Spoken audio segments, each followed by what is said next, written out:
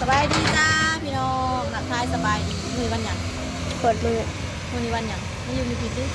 มือนี้วันหยังมือนี่วันผุดเห็นบอกอันลงมาซื้อยางคุณแม่พี่น้องแล้วก็มาถ่ายวิวถ่าบ้านเฮาให้ดูเนาะอัปเดตหลังจากที่เฮาบนลงมาหลายมื้อ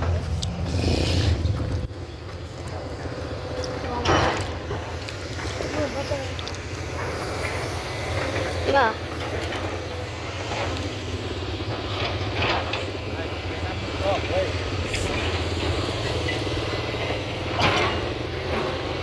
ทางลง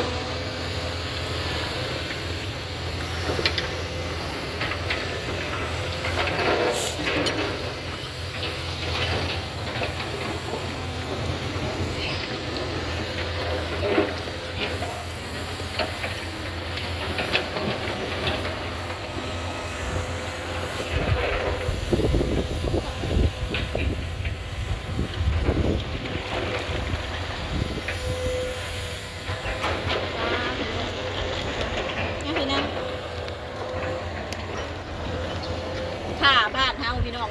งามผมถ่าบ้านเขาจะเอาดินมาถมเห็ดโอ้หักอะไร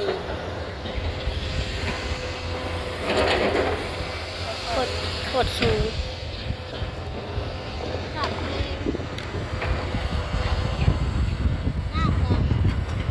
น้ำกันน้ำนี่น้ำมันโบกน้ำมันแห้งเนาะเริ่มเป็นสีครามเลยพี่น้องนี่น้ำงามแต่ว่านั่งเริ่มถึงพังรักเราก็ดีเนาะแม่มันแดงมาหล่อขับกันมาเราเห็นสูง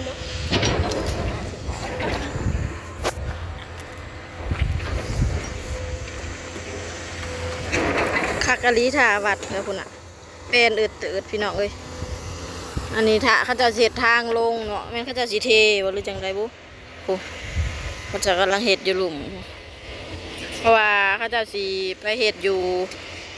อย่างหัวดอนหรือหางดอนพี่น้องหางดอนบอกเขาจะเขาจะสีแก่ใส่บักใหญ่ไปแล้วก็คุณอ่ะเด้เขาจะเริ่มเห็ดเลยผมที่เฮาเดียวเห็นเป็นแปลนนะพี่น้องหางดอนเด้เนาะหางดอนบอกว่าหัวดอนหรือหางดอน หัวดอนหัวดอนเด้ หาซีเมนวิวโคตรสวยไปแค่สิขี่รถไฟฟ้ามาพี่น้องเดี๋ยวสิขี่เลาะลงปูนไปหอดผาหวยไปเลย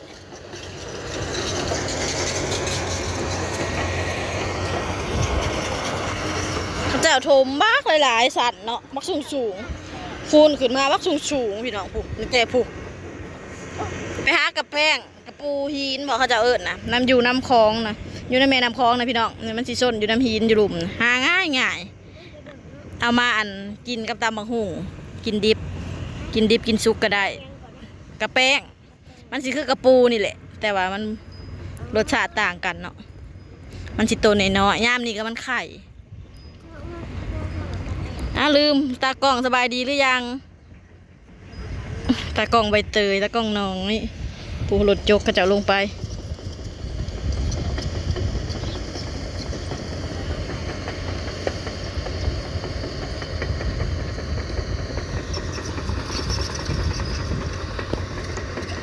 ถ่าบ้านเฮาเจริญแล้วบัดนี้คักเลยพี่น้องเลย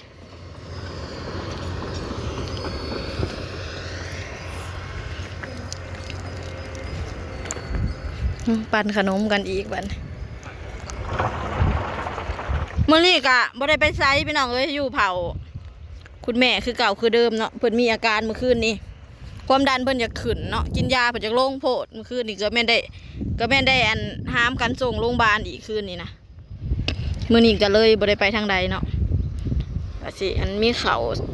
น้อยหนึ่งแกไปให้ลุงขาวสีไปบ้านตะก้อง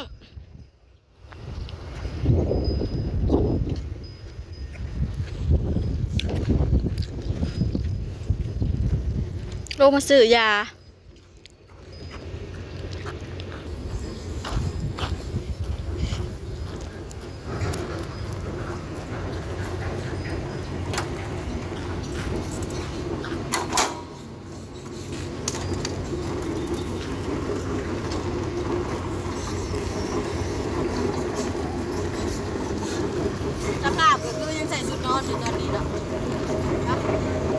ายังลงไปบอกมันจมแต่เรื่องที่พาเลาะนี่ดอกมีรถเลาะนะอันนี้แต่ละซอยมันก็จะโค้งทางลงมาพี่น้องลงมาเดี๋ยวสะดวกกันได้มีหนึ่งซอยหนึ่งซอยนี้ขอบคุณค่ะที่ผ่านมา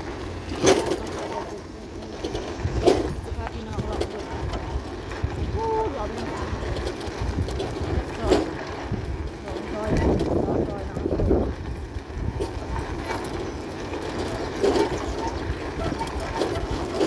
สวยสวย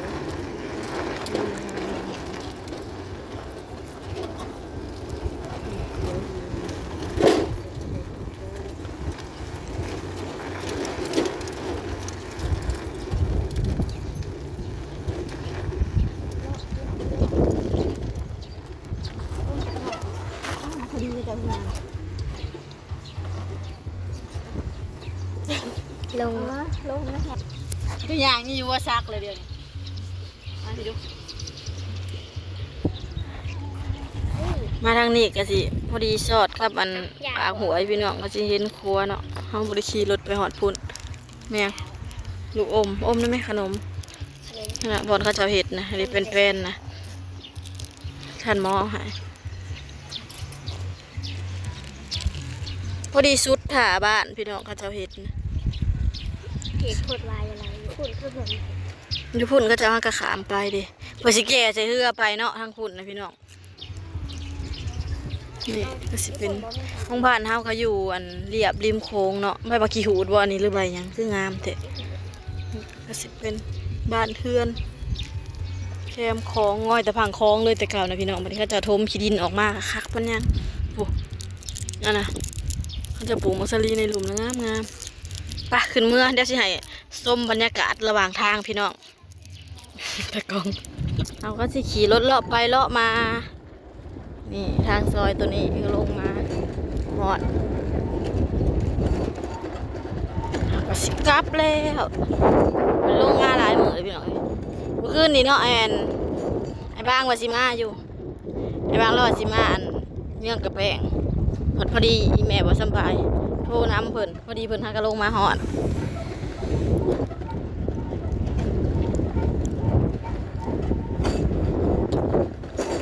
สิถ่าย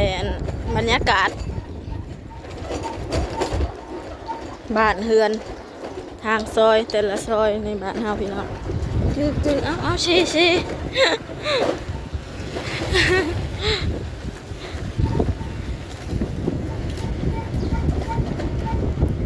บ้านเฮาก็มีหลายซอกหลายซอยอยู่จ้านี่วัดบ้านเฮามาซอยนี้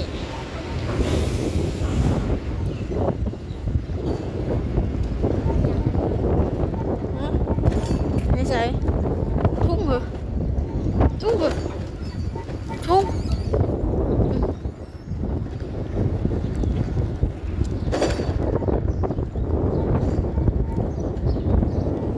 ขี่ออกมาซอยนี้ก็สิออกมาพ่อถนนใหญ่พี่น้องก็พอดีพ่อกับทางแยกขึ้นโรงเรียนแล้วก็เลี้ยวเห็นบ้านของดาวเนาะมีสองแยกเด้ที่ดาวอันย่างลงใส่บาตรตลอดนะแม่ซอยนี้มีสองซอยซอยทางหน้าจะเป็นซอยทางขึ้นโรงเรียนมานี่ก็สิเห็นเฮือนเฮาจ้าฮอดแล้วจ้า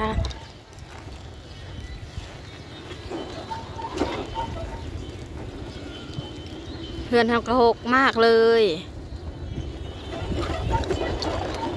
ใหญ่ทอดยังบ่มาอยู่ฮอดแล้วหากินข้าวกินน้ำก่อนบัดนี้พี่น้องจ้าสำหรับพี่เดียวก็ขอจบคลิปไว้เพียงสำนี้กันเด้ออากาศมื้อนี้เริ่มสิลมๆเลยสงสัยสิหนาวเลยพี่น้องเอ้ยพอกันคลิปหน้าเด้อจ้าช่วงนี้ก็บ่ค่อยมีหยังให้เบิ่งปานใดเนาะส่วนหลายหมู่เลยออกงานเนาะมื้อนี้เป็นงานบุญหยังบุญเดือน3ออกหมาย3ค่ำมีบุญเด้พี่น้องมื้อนี้แต่ว่าเฮาบ่ได้ไปดอกเจอกันคลิปหน้าจ้า